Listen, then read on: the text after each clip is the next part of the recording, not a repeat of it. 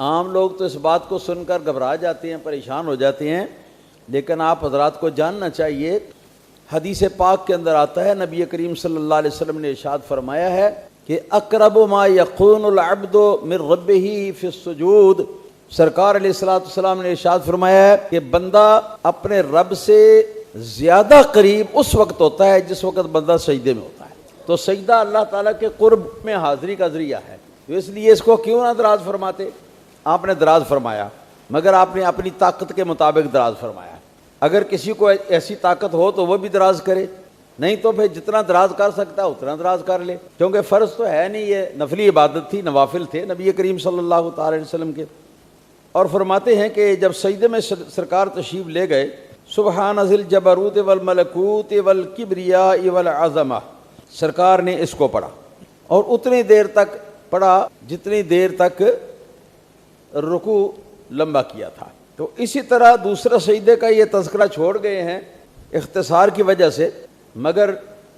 دوسرے سجدے کے اندر بھی اتنا ہی ٹائم لگا جیسے کہ دیگر روایات کے اندر موجود ہے۔ فرماتے ہیں ثم قرأ آل عمران ثم سورتن سورتن یفعل مثل ذلك، پھر دوسری رکعت کے لیے سرکار کھڑے ہوئے تو آپ نے سورہ فاتحہ کے بعد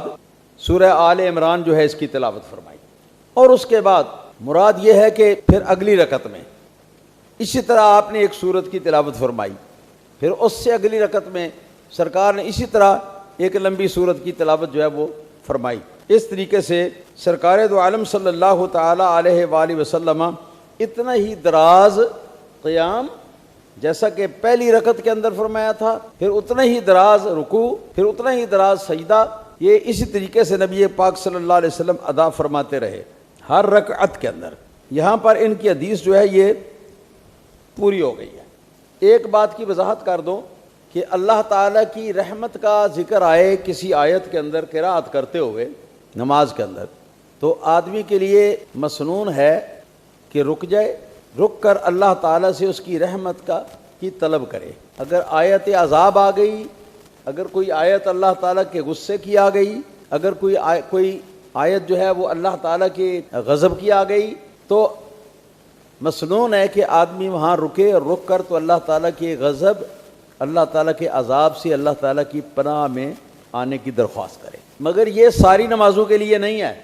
بلکہ یہ نماز نفل کے لیے۔ نوافل میں ایسا کیجئے، فرائض کے اندر ایسا کرنے کی اجازت نہیں، کیونکہ یہ رات کی نماز جس نماز کا بھی بیان ہوا ہے، یہ نماز بھی سرکار دو عالم صلی اللہ علیہ وسلم کی یہ نفل نماز تھی، تہجد کے نوافل تھے یہ۔ تو اس سے کوئی یہ نہ سمجھے کہ نماز فرض کے اندر بھی ایسا کرنا چاہیے، کیونکہ سرکار سے نماز فرض کے اندر ایسا کرنا کبھی ثابت نہیں ہوا، کبھی ثابت نہیں۔ پھر یہ کہ اگر نوافل کے اندر کوئی آدمی ایسا کرنا چاہتا ہے تو اس کے لیے ضروری ہے کہ اس نے کچھ تعلیم حاصل کی ہو، کچھ سیکھا ہوا ہو کہ کس طریقے سے کیا کرنا ہے، اور پھر یہ کہ عربی زبان میں یہ دعا کرے۔ اگر پنجابی اردو میں یہ دعا کرے گا تو نماز جاتی رہے گی، نماز فاسد ہو جائے گی، اس بات کا خیال رکھیں۔ تو چلیے آگے چلتے ہیں۔ پچھلا باب جو ہے وہ مکمل ہوا، اب اس کے بعد آگے نیا چیپٹر شروع ہو رہا ہے، اور یہ چیپٹر جو ہے اس کا عنوان ہے باب ما جاء فی قراءۃ رسول اللہ صلی اللہ تعالی علیہ وآلہ وسلم۔ ترمذی فرماتے ہیں کہ یہ باب ان احادیث کے بارے میں ہے کہ جو رسول اللہ صلی اللہ علیہ وسلم کی قرآن پاک کی تلاوت کرنے کے بارے میں، مطلب یہ ہے کہ رسول اللہ صلی اللہ تعالی علیہ وسلم قراءت کیسے فرماتے تھے، مراد ہے نماز کے اندر۔ اس کی پہلی حدیث ہے حدیث نمبر 302۔ ترمذی فرماتے ہیں حدثنا قتیبۃ بن سعید قال حدثنا اللیث عن ابن ابی ملیکۃ عن یعلى بن مملک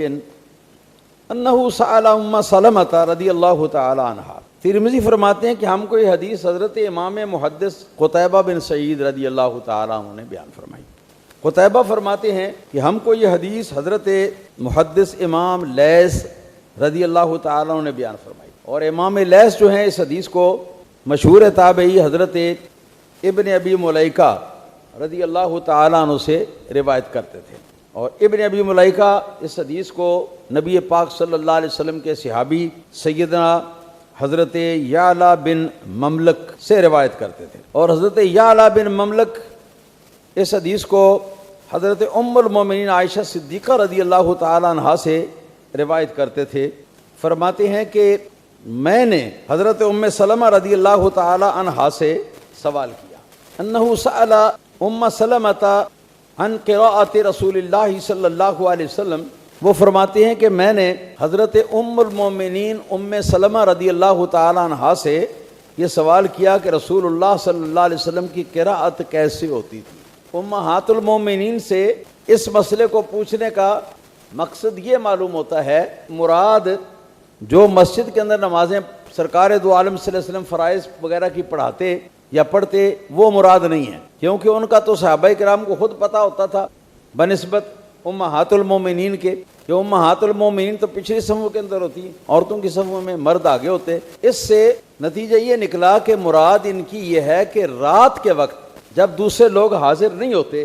صرف امہات المومنین موجود ہوتی ہیں، اس وقت اس زمانے میں رسول اللہ صلی اللہ علیہ وسلم کی قرات جو ہے قرآن پاک کی تلاوت یہ کیسے ہوتی تھی۔ فَإِذَا هِيَ تَنْعَتُ قِرَاءَةً مُفَسَّرَةً، تو فرماتے ہیں کہ جو ہی یہ سوال میرے منہ سے نکلا تو فی الفور حضرت بی بی ام سلمہ ام المومنین رضی اللہ تعالی عنہا سرکار دو عالم صلی اللہ علیہ وسلم کی قراءت قرآن کی صفت بیان کرنے لگیں، اس کا وصف بیان کرنے لگیں، قراءۃ مفسرۃ حرفا حرفا، بیان کرنے لگی کہ رسول اللہ صلی اللہ علیہ وسلم کی قراءت مبارکہ جو ہے بالکل واضح ہوتی تھی۔ مفسرہ یا مفسرہ دونوں طرح ہو سکتا ہے، مفسرہ ہو تو اس کا مطلب یہ ہے کہ تفسیر کے ساتھ یعنی واضح انداز میں تلاوت فرماتے، قراءت فرماتے۔ مفسرہ اگر ہو اس میں فاعل کا صیغہ تو مطلب یہ ہوگا کہ رسول اللہ صلی اللہ علیہ وسلم ایسی قراءت فرماتے کہ آپ کی قراءت جو ہے نا وہ قرآن پاک کے حروف کو الگ الگ واضح فرماتی۔ تو جو بھی ہو مفہوم ایک ہی ہے، قراءۃ مفسرۃ یا مفسرۃ حرفا حرفا، کہ ایک ایک حرف جو ہے نا وہ واضح طور پر نبی کریم صلی اللہ تعالی علیہ وسلم کی زبان مبارک سے سنائی دیتا۔ سرکار کی قراءت اس طرح ہوتی تھی۔ اس سے معلوم ہوا کہ تیز رفتار قراءت، جیسے تیز رفتار تیز گام ہوتی ہے نا، اس طرح جو آج کل عام طور پر لوگ جو ہیں وہ وظائف پڑھنے کے دوران قرآن پاک کی تلاوت جو ہے اس کو خراب کرتے ہیں کہ کون سا ہم کسی کو سنا رہے ہیں، خود ہی پڑھ رہے ہیں تو چلو ہم جلدی جلدی کترا کر کے فٹافٹ ختم کر لیں، حالانکہ کسی کو سنا نہیں رہے۔ یہ تو ٹھیک ہے کہ کسی آدمی کو نہیں سنا رہے، مگر جو اللہ تعالیٰ کے فرشتے ہیں کرامن کاتبین ادھر اور ادھر وہ تو سن رہے ہیں، اور جو احکم الحاکمین ہے احسن الخالقین ہے وہ بھی تو سن رہا ہے نا۔ وظیفہ اس کی عبادت کے لیے کیا جاتا ہے نا، تو اس لیے یہ نہ سمجھا جائے کہ میں کون سا کسی کو سنا رہا ہوں، جس طرح مرضی ہے میں کترا کر لوں، بلکہ لوگوں کے مقابلے میں اللہ تعالیٰ وحدہ لا شریک اور اس کے فرشتے اس بات کا زیادہ حق رکھتے ہیں کہ تلاوت کرنے کے دوران ان کو سنانے کا خیال رکھا جائے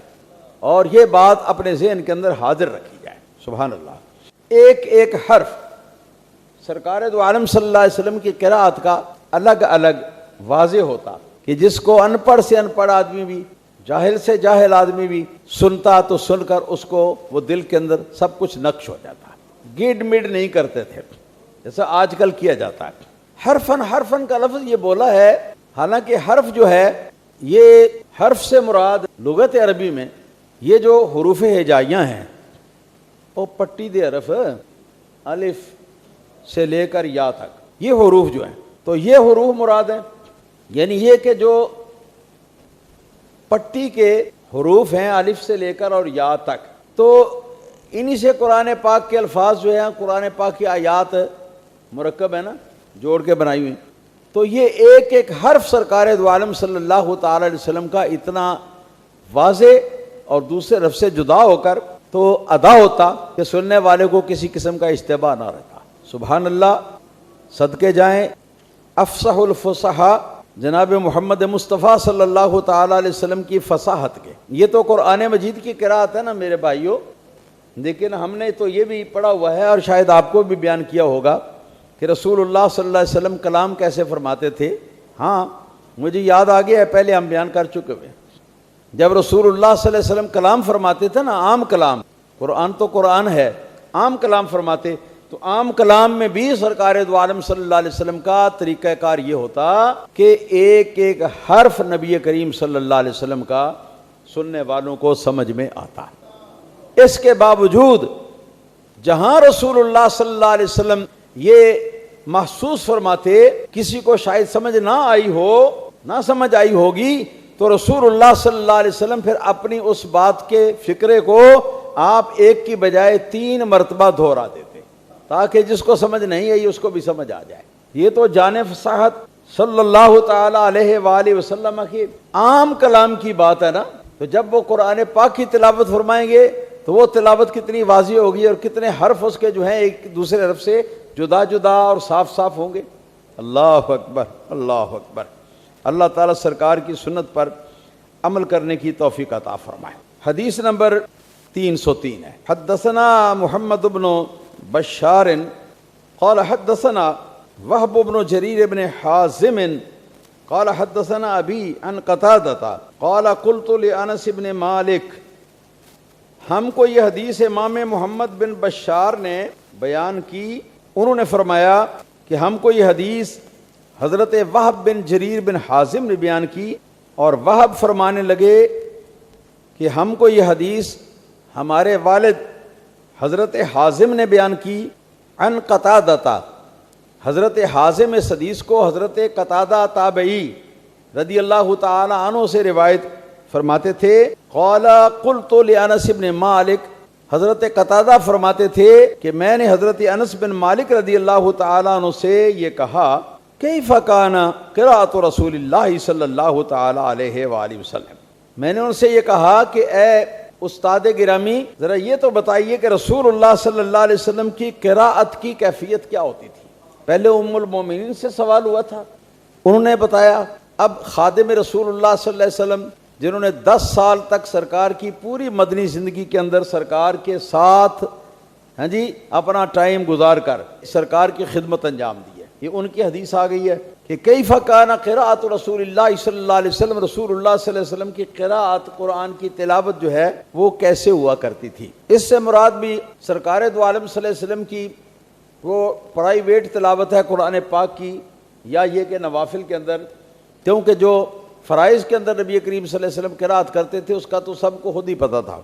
قال مدّا، آپ نے بڑا اختصار فرمایا، اختصار فرماتے ہوئے فرمایا کہ حضور کی تلاوت جو ہے وہ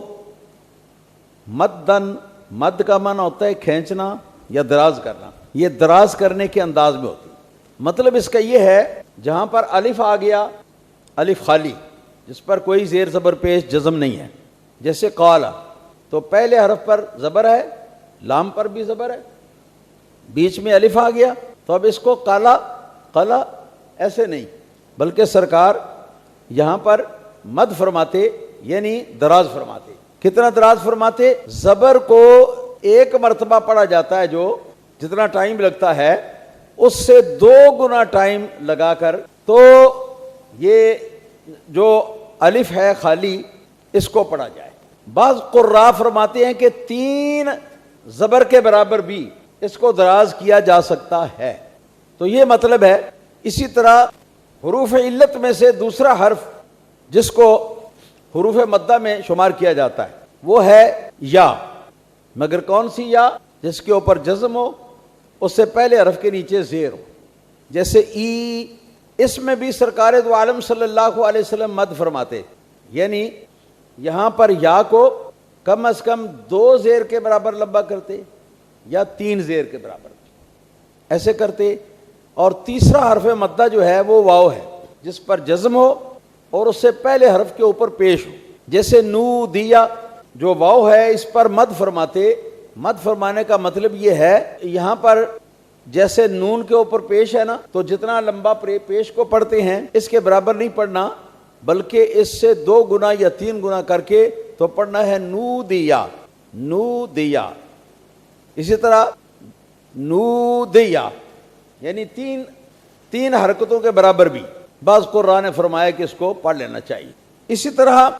ایک مد متصل ہوتی ہے، ایک مد منفصل ہوتی ہے۔ مد متصل ایک ہی لفظ ایک ہی کلمے کے اندر ہوتی ہے، اور مد منفصل جو ہوتی ہے وہ ایک کلمے کے اخیر میں آگے دوسرا کلمہ ساتھ ملانے سے مد پیدا ہوتا ہے، اگر نہ ملائیں تو مد پیدا کوئی نہیں ہوتا۔ خیر یہ علم تجوید کی باتیں ہیں، میں زیادہ آپ کی سمع خراشی نہیں کروں گا، کیونکہ مجھے پتہ ہے کہ پوری طرح آپ اس کو سمجھ نہیں سکتے۔ مگر مدن کا مطلب، مد کا لفظی معنی ہے دراز کرنا، تو قرأت کو نبی کریم صلی اللہ علیہ وسلم دراز کرتے، یعنی جہاں مد کا موقع ہوتا تو اس کو جتنا شرعن اللہ تعالیٰ کی طرف سے مقرر ہے اتنا دراز فرماتے، یعنی یہ کہ کترا نہ فرماتے، جیسے میں نے پہلے آپ کے سامنے عرض کیا ہے، یعنی یہ کہ زبر زیر یا پیش جو ہیں ان کو خوب واضح کر کے سرکار پڑھتے، اور جہاں پر دو زبر دو زیر یا دو پیش کے برابر کسی حرف کو پڑھنا ہے یا اس سے زیادہ لمبا پڑھنا ہے تو وہاں پر اس کو اس کے مطابق قانون کے نبی کریم صلی اللہ علیہ وسلم ویسے ہی دراز کر کے آپ پڑھتے۔ حدیث نمبر 303 ہے، انشاءاللہ تعالی یہاں سے آئندہ جمعہ شروع کریں گے، اور امید ہے کہ شاید ہم اگلے جمعے یہ پورا کا پورا چیپٹر جو ہے اس کو مکمل کر لیں۔